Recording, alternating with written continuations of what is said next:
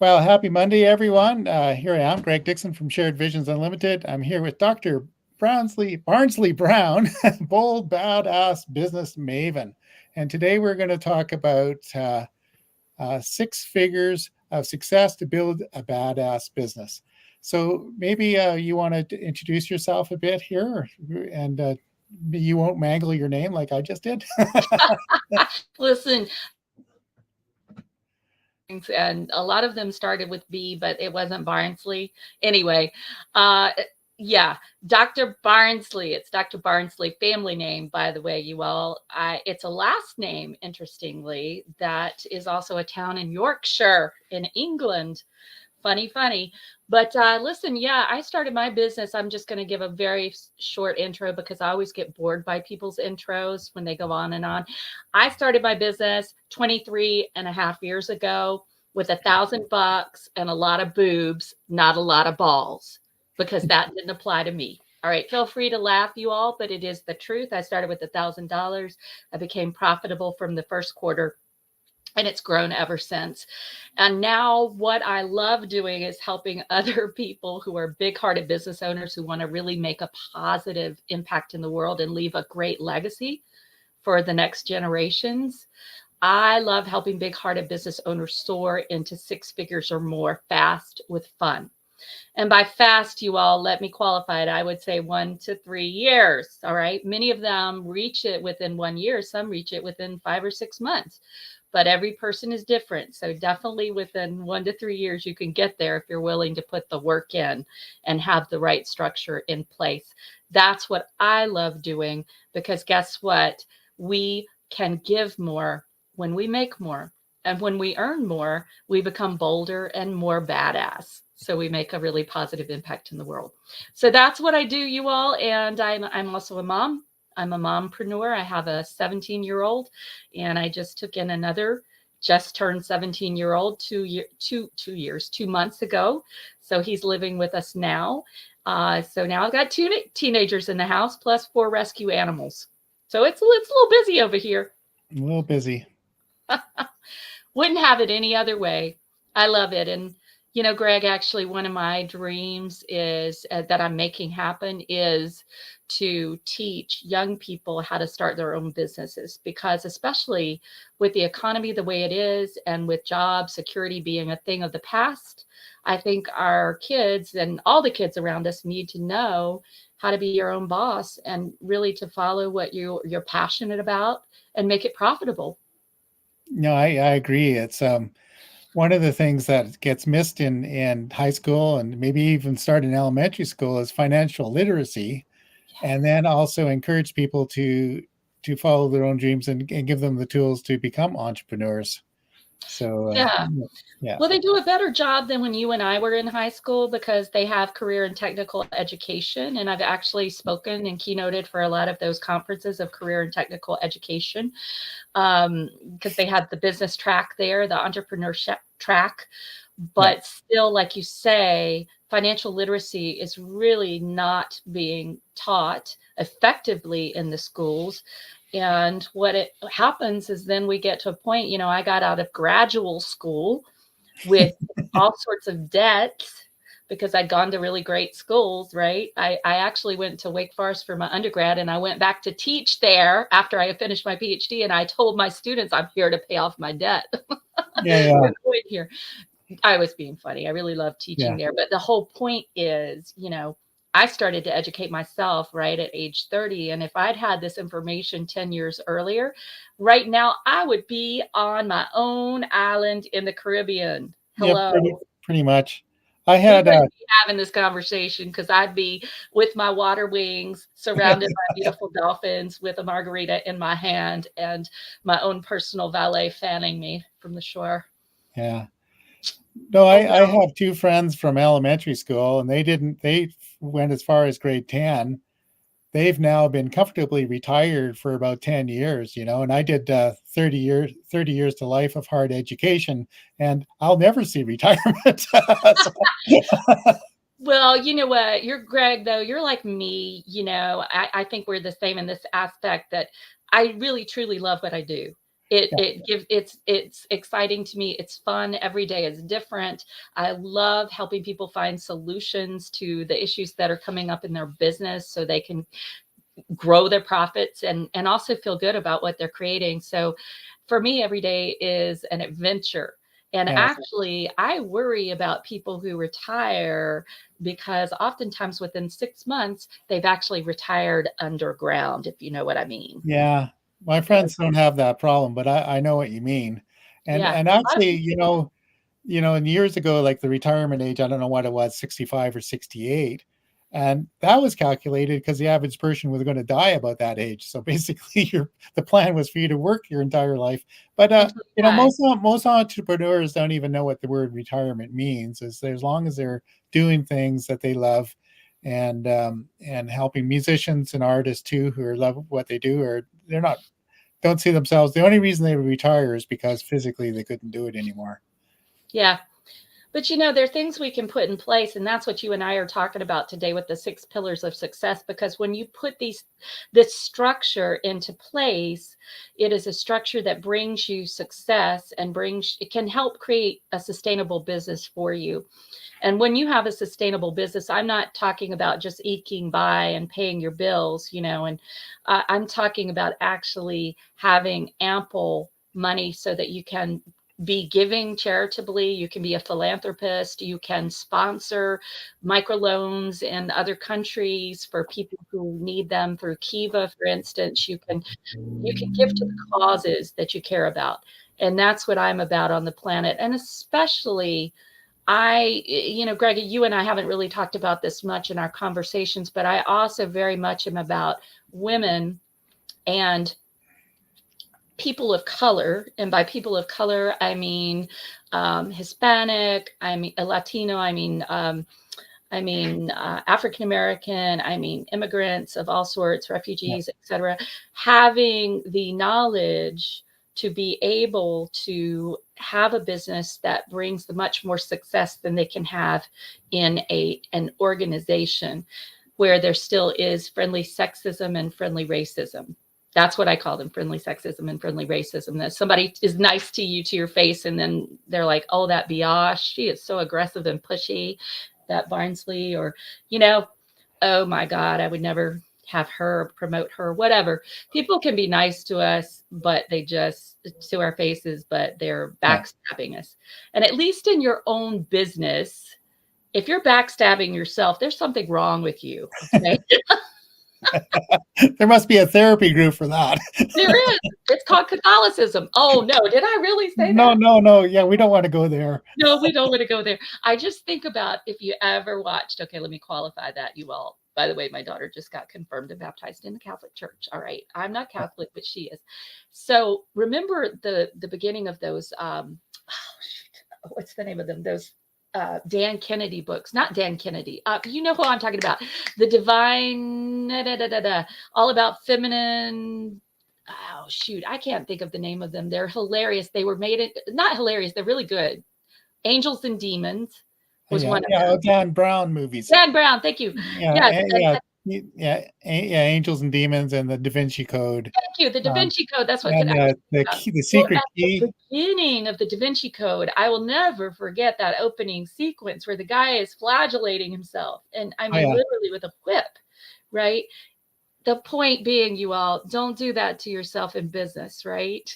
Business has enough stress, and having your own business has enough that you have to deal with. Don't be somebody who beats yourself up, right? yeah. When you have this kind of structure in place, then you'll be able to create the success that you deserve, and you won't be struggling.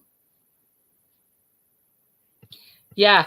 So there you go, Greg. So you There we want to hear go. what the 6 pillars of success are? Yeah, let's go with it. That's better than self-flagellation. Yeah, we don't want to do self-flagellation, you all. And, But if that's your thing, go right ahead. Go right ahead. Go watch the Da Vinci Code movie because it's right there at the beginning. I was really horrified by that. It is one of those scenes in yeah. movies that I remember. I was like, Well, whoa.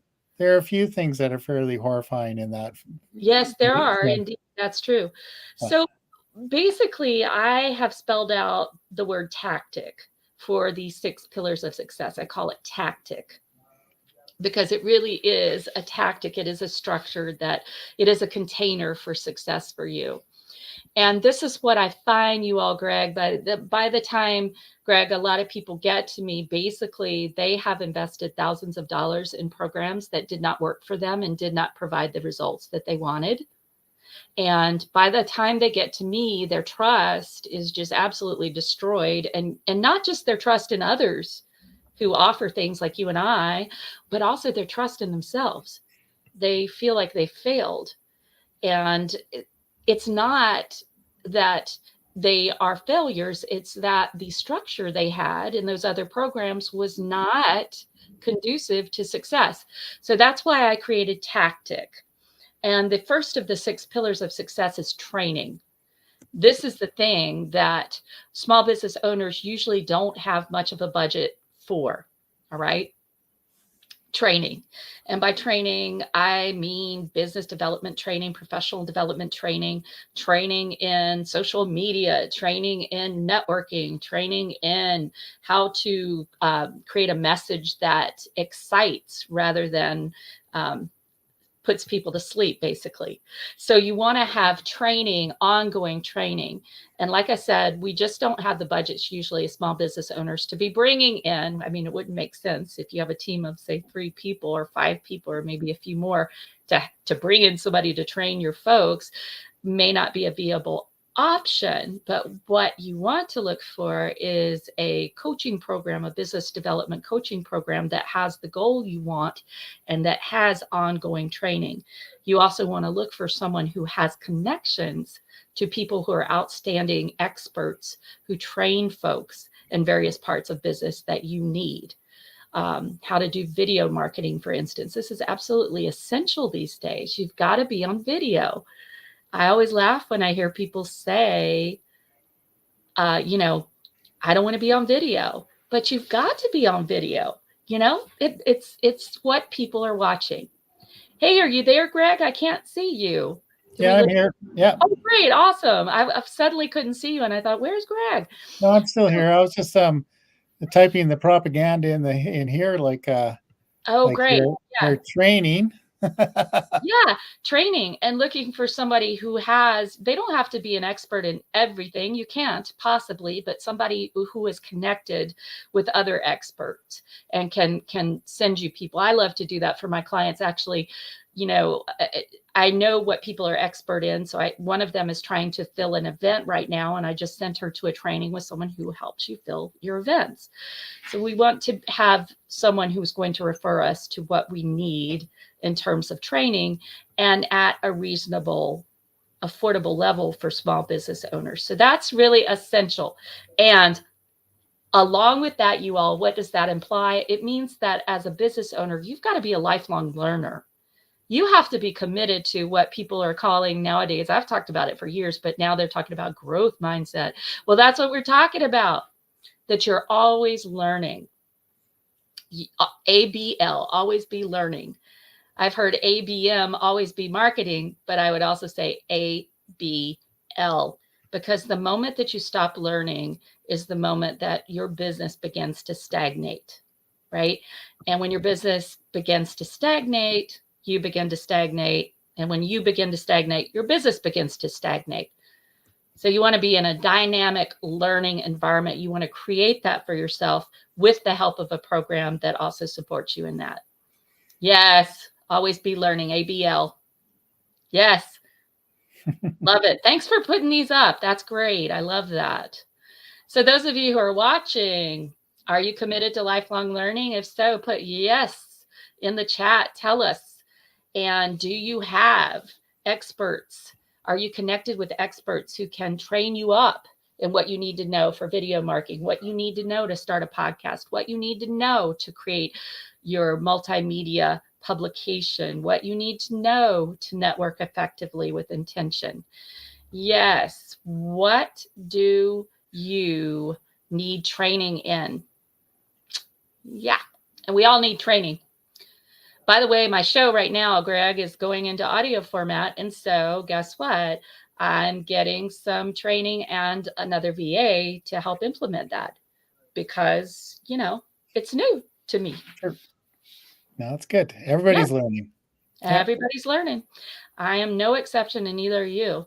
So that's the training part. Out of tactic. Yeah. Shall we go on to the next one? Sure. So you all, this one, oh boy, this one is so important. And I hear so much crap about this one these days. I will just tell you, I hear so much crappy information. The A is for accountability. Let me say something. Having accountability, an accountability partner is not the answer to your success. Most programs will do that. They'll give you like an accountability partner. Well, oh, you missed a C in accountability, Greg. Sorry, my PhD's coming in.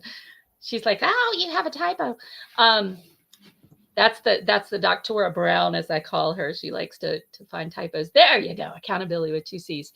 You want to make sure, you all, with accountability, that you have not just an accountability partner. Most people would choose somebody like a friend or someone they know from a networking group. And guess what? That person is not going to hold your feet to the fire. They're going to, when you feel bad one day, they're going to be, well, just take a break and come back. No, you need somebody who's going to kick your butt with love. That's me. I offer the GBK. You can put this one up, Greg. GBK. It's my favorite business acronym. What does it stand for? Gentle butt kick. I offer you a gentle butt kick and also an accountability group, because when you have a group, everything is increased. The momentum of everyone is increased with a group. And when somebody's celebrating unexpected income that came in, or somebody's celebrating a speaking gig they just got, or somebody's celebrating that they have a TV show now or a TV spot, whoa, it creates momentum for everybody. So it shouldn't just be an accountability partner. It should be an accountability group.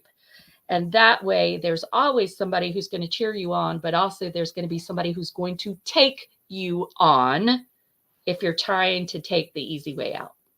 So accountability, not a partner, not somebody you know well, not somebody who's a friend, not your spouse, not your dog, not your BFF. No. Greg types like a drunken monkey. Money. That says drunken money. Well, there we go. I love that. Okay. That's a Freudian slip. Freudian slip. Hey, we're talking about money, but And you want to have accountability. it's also proof of the statement. Yeah, there you go. You've just proven it right there. Accountability is really important, but let it be way more than a partner. And also, you want to have accountability as part of any program that you're part of. For example, my folks must text. We have agreed on 11 a.m. prior to 11 a.m. And usually it's a lot earlier than that. It could be 6:30, 7:30, 8 a.m. Folks are typing in their 3 revenue generating activities minimum. 3 revenue generating activities, RGAs, or what some people call IPAs, income producing activities. They're typing these in to our group text stream for accountability. And if something is not an RGA, I'm commenting. Guess what? I'm commenting and saying, how can you tweak this so it becomes an RGA? Or what is your intention here that's going to generate revenue? I'm asking questions that will help that person create revenue this very day. So this kind of accountability, where in the morning you're saying to a group, here's what I'm going to do, and what I'm creating with it, is super powerful.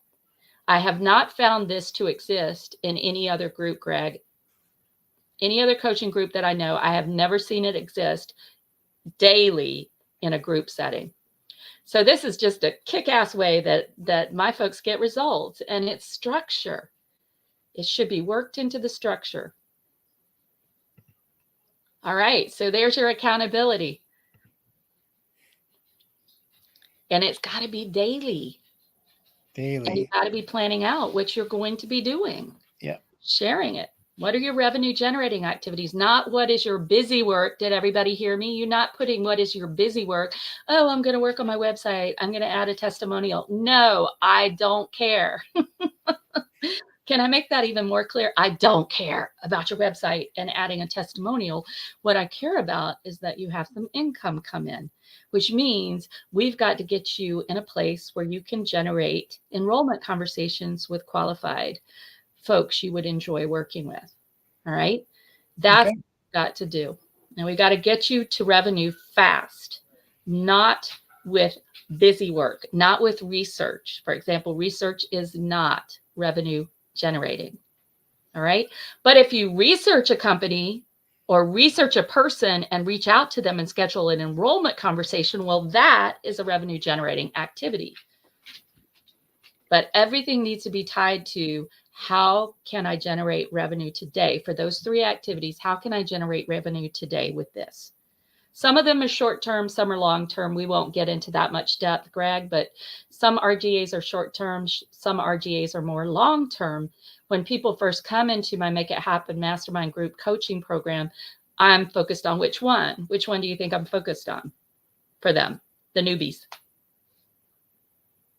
That's a question for you, Greg.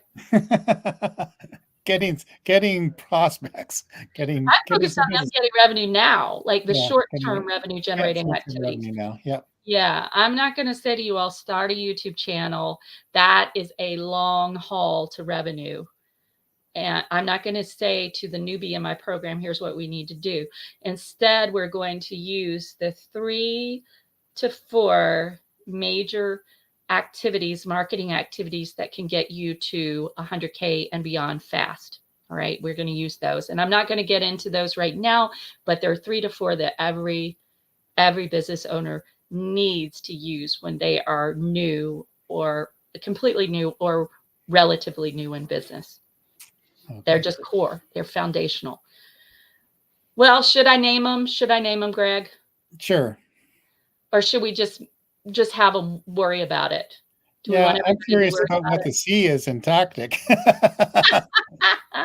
Yeah, we need to go on to the C. So you all just have to get in touch and schedule a complimentary Get Results Now session at my website, which I think Greg put up there somewhere, spirited-solutions.com. You just go there, and underneath the opt-in box for a report, you'll see fill out this application for your complimentary Get Results Now session valued at $497. All right. It's not the report opt-in, you all. It's below it. It's below it. So just go there if you'd like to find out more about how you can seriously move into 6 figures and multiple 6 figures. If you don't want to have that happen, I don't want to hear from you. But if you do, let's talk. So the C, you all, is coaching. The C in tactic is coaching. So not only do we want training and accountability in the forms that I talked about earlier, but we also want coaching, and that should be a combination of group coaching and it should be individual coaching. One of the things that bothers me the most about these high ticket programs with a lot of people in them, like 100, 200, 300, 500 people in them, is that the individuals in the program never have access to individual coaching with the creator of the program. That's awful. To me, that's just abhorrent. I don't feel comfortable with that. And so everyone in my program actually gets a certain number of minutes every month. Right now, it's over an hour, 61 minutes every month with me. And usually we can get 3 or 4 little laser focused sessions out of those. You should have somebody in your back pocket who you could just reach out to and say, hey, I need quick coaching on XYZ. And that should be, in my view, it should be the creator of the program and not just a coach that he or she hired. All right. So that's me saying, I don't like that. You know, you should have access and not just group access and coaching to the creator of a program. I think this is very important. What do you think, Greg? Yeah, no, it is. And I can see sometimes when you like one way of doing it is group coaching, which is lower end. But if you're paying, thousands or tens of thousands of dollars, you better be able to have a conversation with the coach. Yeah. So With yeah, the creator, the main honcha or honcho. yeah. Like I remember being at university and kind of annoyed that when I learned that teachers' assistants mark the papers, right? Yeah. Yeah, why am I paying you the big bucks, or the government's paying you the big bucks, or you're subcontracted out the work. So I had Yeah. one guy in the Slavonic studies thing. He didn't really mark anybody's paper. He just gave everybody the same mark because it was sort of egalitarian or something. But one of the students got really annoyed with it. Well, the translation of that is he didn't want to do that. He wanted to be working on his dissertation. Yeah. So he just gave everybody the same grade. Oh, yes. I've been in the teacher's assistant position. I actually have a funny story. Should we Okay. tell a quick story? Sure. Yeah. Well, it's sort of funny, but it's also really real. Okay. You all, years ago, I had somebody who was removing me, shall we say, removing me from a list to teach certain courses that all the graduate students wanted to teach. And I knew over and over from my professors, different ones that I had been recommended. But by the time the list got to the chair of the department's office, my name magically disappeared. Well, I had actually contested my grade in this person's class. And you know me, I'm incredibly outspoken, and she was a very mousy person. And in fact, it drove me nuts. I was in a feminist something class with her and a man, and guess what? She let him, the male professor, talk all the time. And I was just like, how can this be a class on feminism if the woman is just playing this really mousy, traditional, subservient role? Anyway, I did not endear myself to her, we could say, right? Yeah. And so my name always disappeared from the list. And I remember going in to talk to the chair who had me in some classes and knew I was an awesome student. And he offered me this position, but he offered it at a lower rate. He said, well, you can come and work in my class and you'll and it'll be this amount. And I said, well, I appreciate that so much. Thank you so much for this opportunity. But I have to tell you that I know myself, and I would need to receive the full teaching assistant stipend, because I know that when I come in, I'm going to treat the class as if it's my own class. I'm going to do mounds of work, and I've already created a syllabus, which I brought you to see. So I said, if I were to accept less than the normal teaching assistant stipend, because he was just trying to get me something to get me to shut up, basically. If I were to accept that, I would be compromising my integrity. And if I compromise my integrity, I'm also compromising your integrity. And I'm not willing to do that. That's what I said, Greg. And within 3 days, I got the course I wanted. Yeah. Okay. Sometimes that works. Yeah. I got the course I wanted, but it was true. If I took less than what the work was that I would be doing, because the TA salary wasn't even much anyway for a full TA ship, and instead did the smaller thing he was doing, it would have set up a precedent for other people to be paid less than they deserved. And I wasn't willing to do that. And it would have compromised my integrity, but saying to him, it will compromise yours too, as the head of the department. It's a powerful statement. So you all, back to tactics, coaching, group and individual. The T is for, we'll go quickly through these last three because I know we need to wrap shortly, but the T is for tailored solutions. And this is another thing that I think is sorely lacking for most coaching programs. The ones that have 100 or more people in them, guess what? They're usually, basically, the core curriculum is pretty cookie cutter, right? They might have different stages of business, but they're going to have certain things they outline. And you all businesses are not the same. Every business is different. Every business owner's personality is different. Every business owner's leadership style is different. And so a cookie cutter just doesn't work. And what I love, I just had someone join my mastermind, and she needed immediately some help right out of the gate for an event that she's speaking for.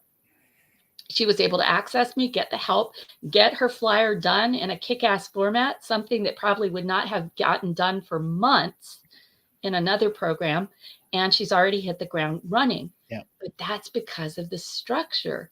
And my program is so small that I'm able to give so much attention to everyone there. And that means tailored solutions for exactly the issue and problem that they have at that moment.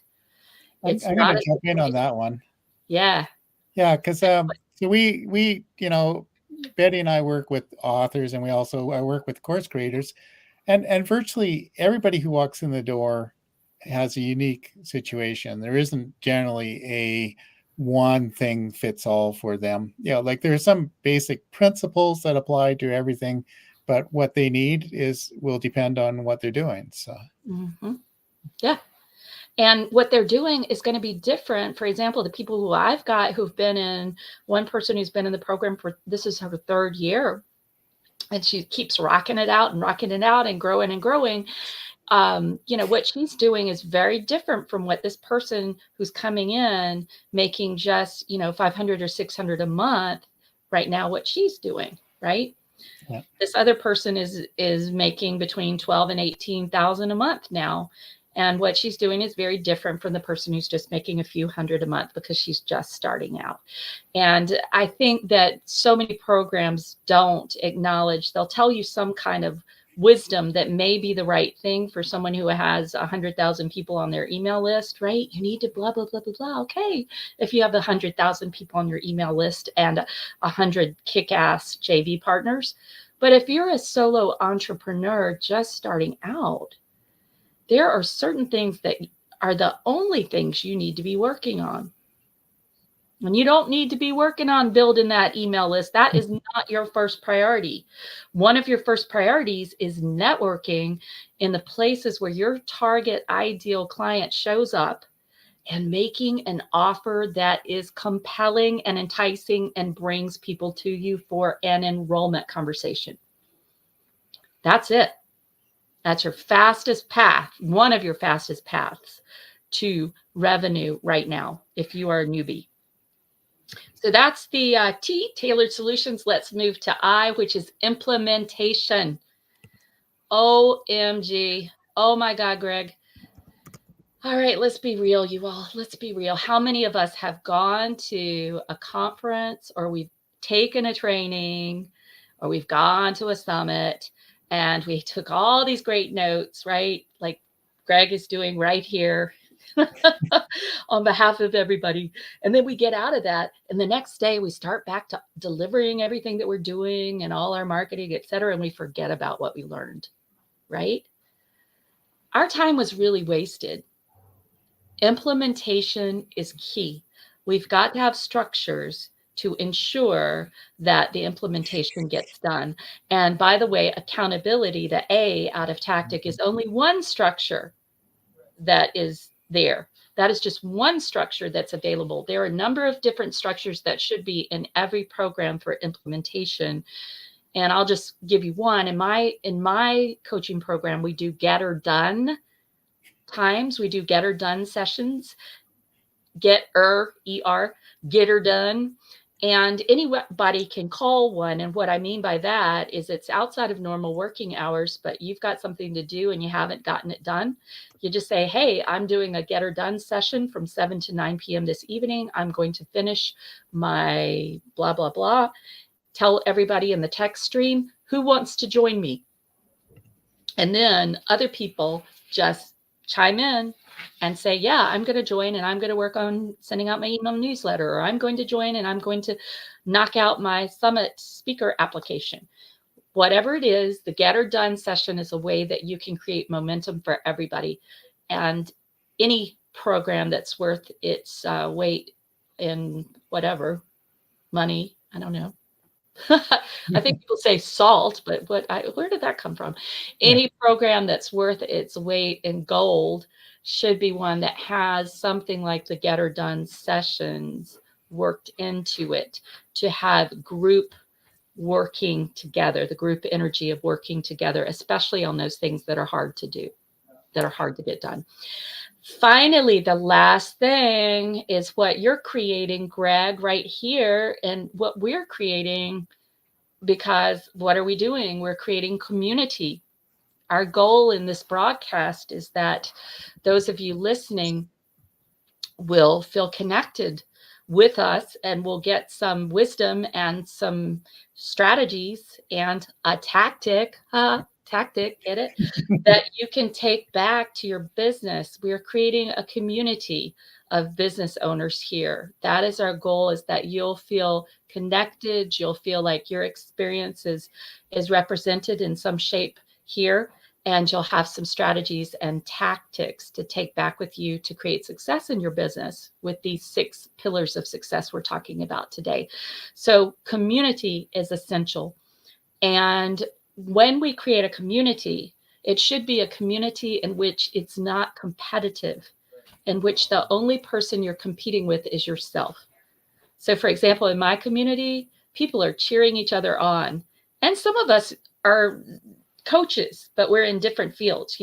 Some that have been in there have been in interrelated fields, but they're not competing with each other. I'm not competing with them.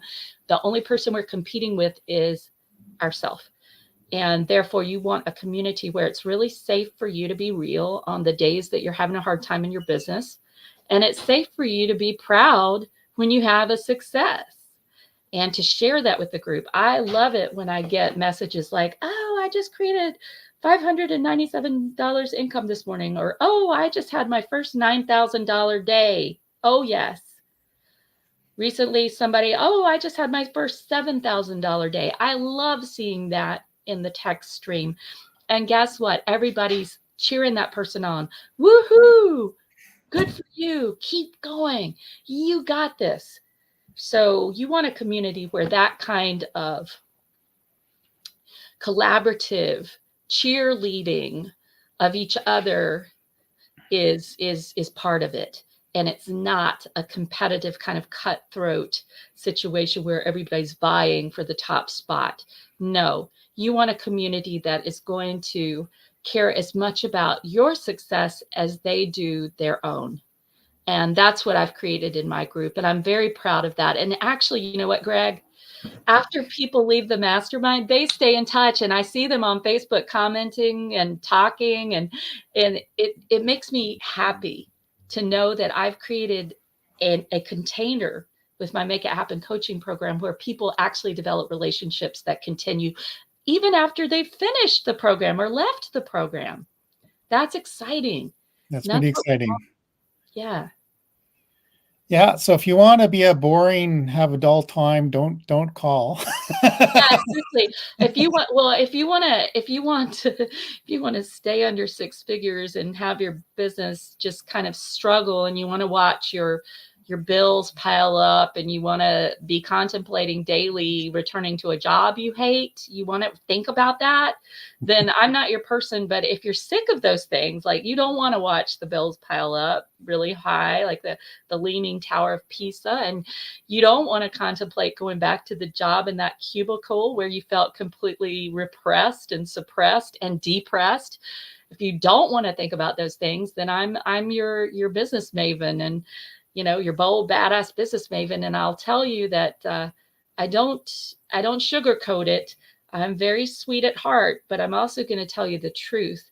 And I think there are very few people who will do that. Yeah. So that's great. So if you want to join a kick-ass community, learn a lot about business and have some fun and have you can be, what I'm getting out of this is your community are a bunch of cheerleaders for each other. You learn together, you explore, and you help problem solve and get her done. And I train them and coach them every step of the way.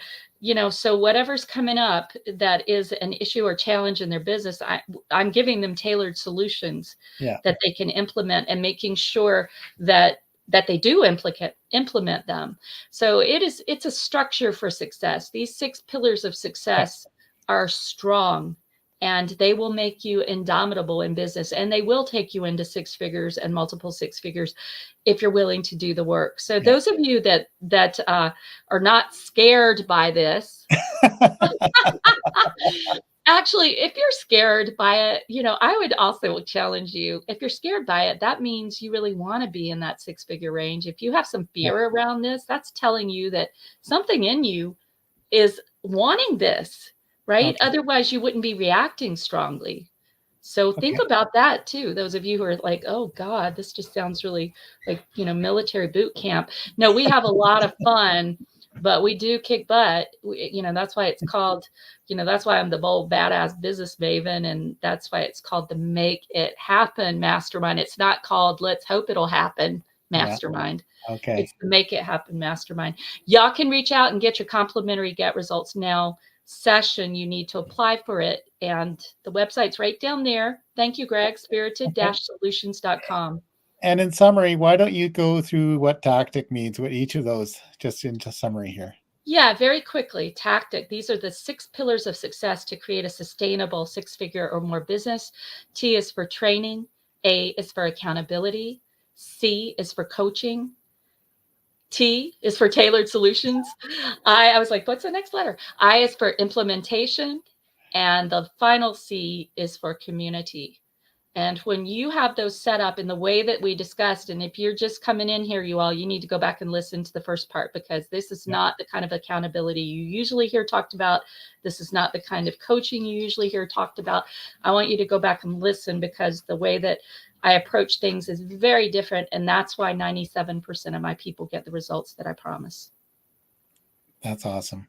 Well, thank you very much for joining us today. And I hope many people will take you up and reach out. Go visit the website, spiritedsolutions.com. Spirited Dash. Spirited-solutions.com. Make sure you put the dash or you'll get a boring computer company. I'm telling you all.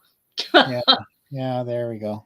Oh, yeah, you put it in there right. But just for those who may be listening, it's a spirited, SPIRITED dash. Yeah. No, given that I type like a drunken monkey here, right? Hey, look, you spelled monkey right that time. Yeah. And so I just never like an address like this, I'll copy and paste it. Well, Greg, it's a joy to be here with you. And by the way, you all, Greg is coming on my show this Friday, April 12th at 4:30 p.m. Eastern on the Bold Badass Business Show, which you can access by going to my YouTube channel, Dr. Barnsley Brown. You can go over there and tune in, or you can go to my Facebook page as well. But probably YouTube will be your easiest thing. And just subscribe while you're there, would you? I've been building it. It went from 17 people, Greg, to now it's like over 220, I think. It's growing. It's starting to get momentum. Starting to get momentum. Perfect. Yeah.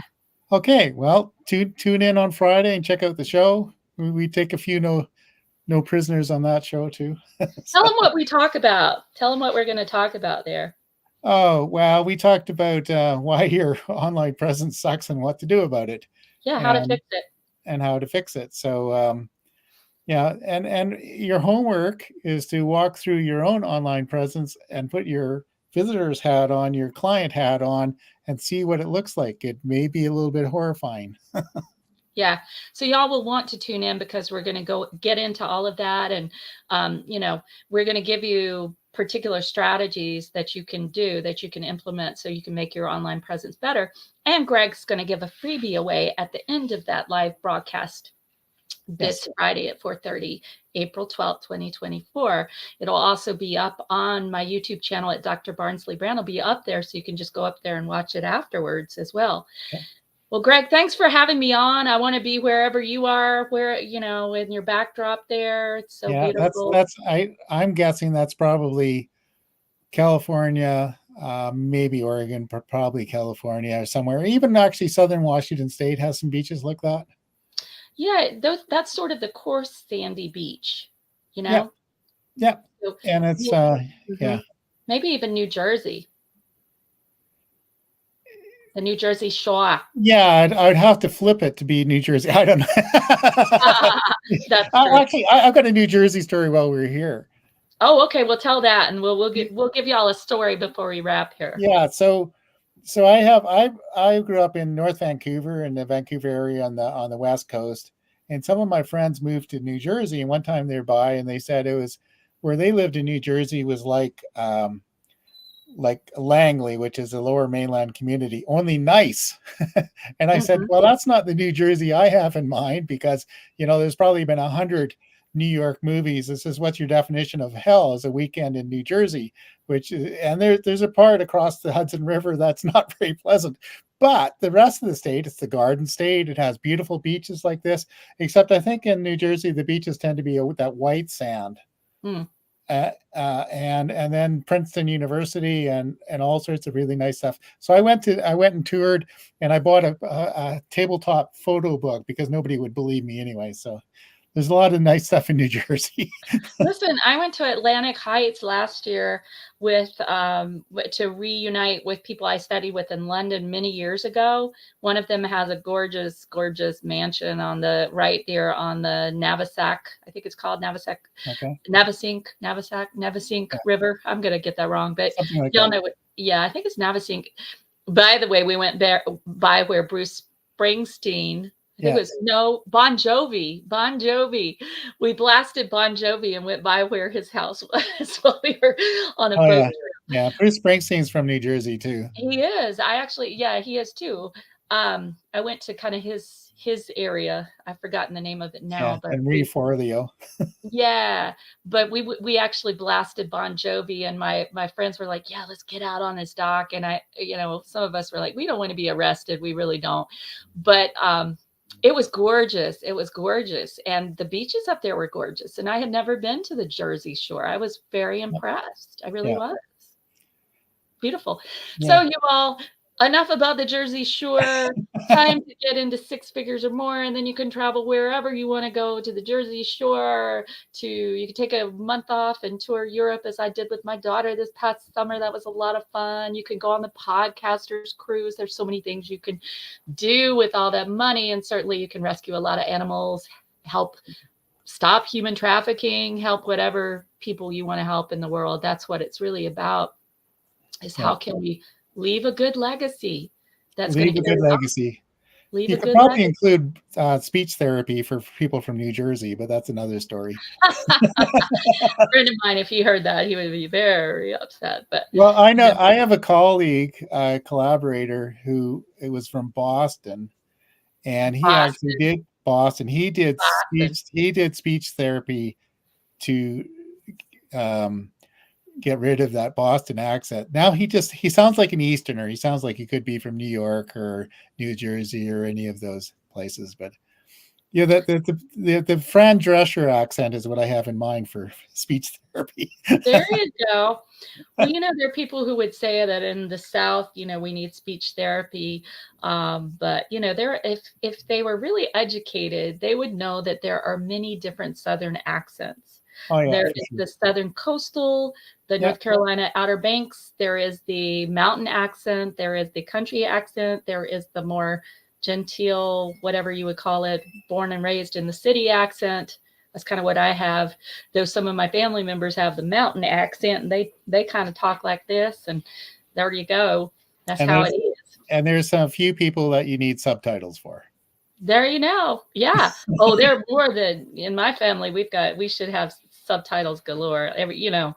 I think one of the reasons I love storytelling so much, like you, Greg, is that, it's just part of our staples. And, Yeah, in the South, everybody tells a story. Every time I get an email from my mother, who's in her early 80s, there is some kind of wild story about what's happening in Mount Airy, North Carolina.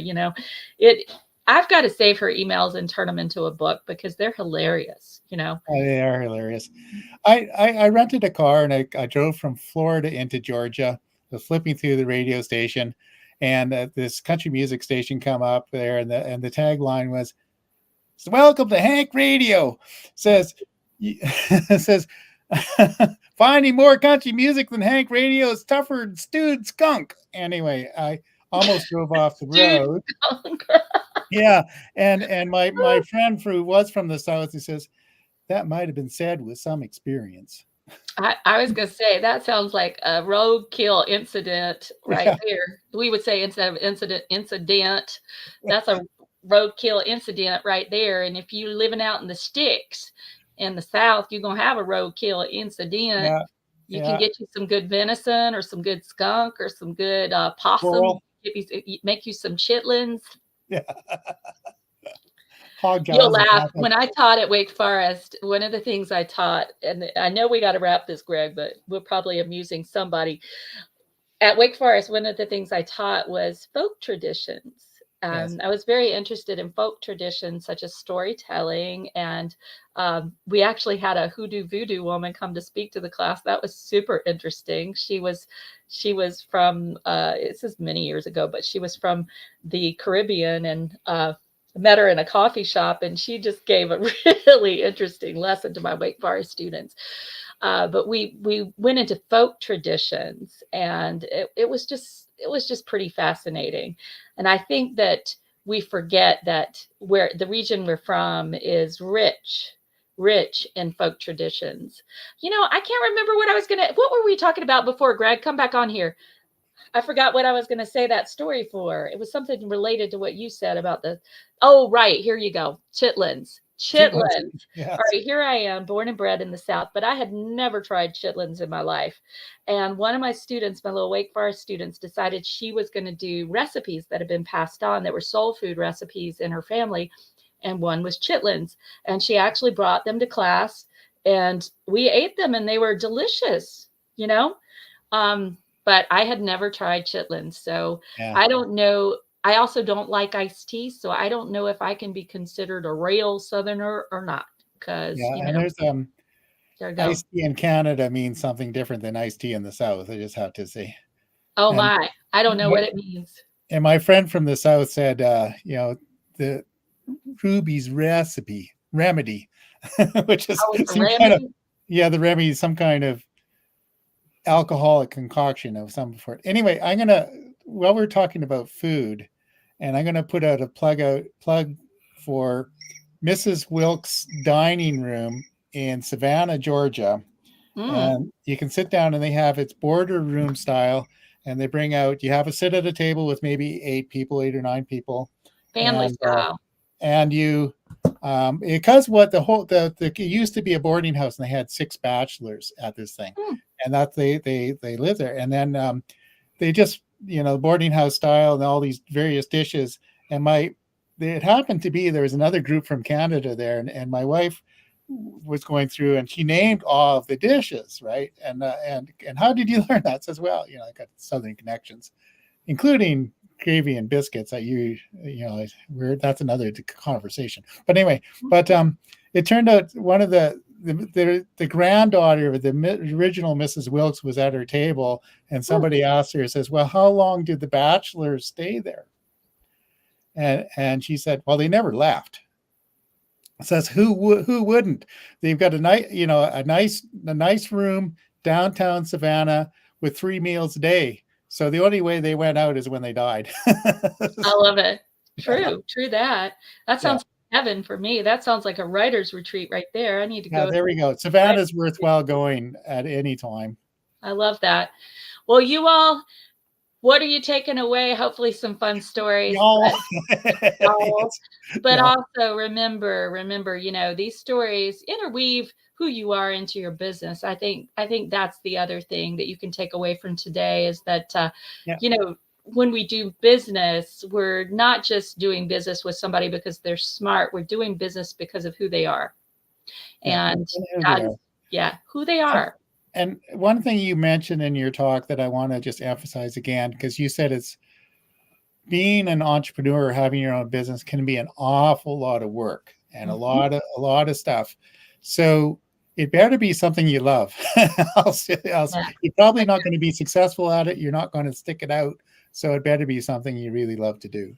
And I would add to that, have it be something that you love to do, but also find somebody who has gotten to where you want to go Yeah, and hire them as your coach or yeah, mentor, right? Mentors are usually not hired. They're usually, it's hard to find a mentor, but you can absolutely find yourself a coach who's gotten to yeah, where you want to be and make your life so much easier, make the learning curve so much easier.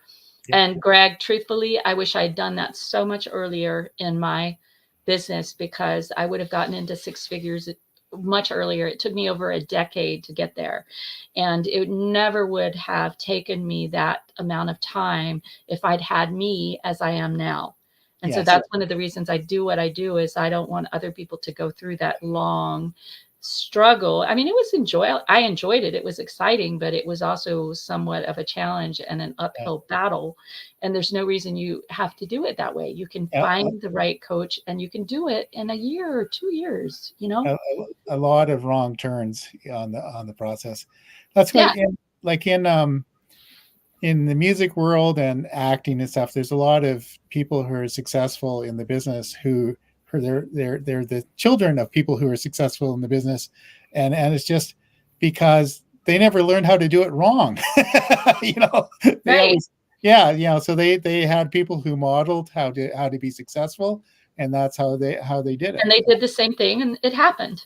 Yeah, and they did Yeah. the same thing, and it's and when you're new to it, it's worthwhile learning from a coach like you, and also being part of the community. I think my guessing of what your community looks like is when somebody brings up a problem, it's maybe a problem that many people have, Mhm. and so when you're solving it for everyone.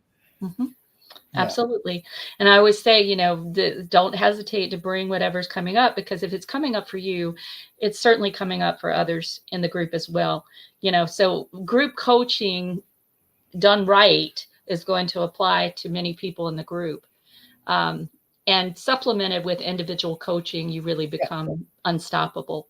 So, Yes. Greg, this has been so much fun. I've enjoyed, and we'll do it again. And We'll to do it again. everybody listening, would you do us a favor and don't be an internet voyeur? Like, make a comment, share this, Yeah. especially with people who are struggling in business, or people want to get to the six-figure or multiple six-figure mark. Share it, would you? And give them this information. Be a hero in that way. All righty.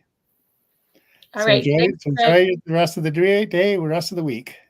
All right, you all. And be bold badasses, all righty? Full badasses. All right.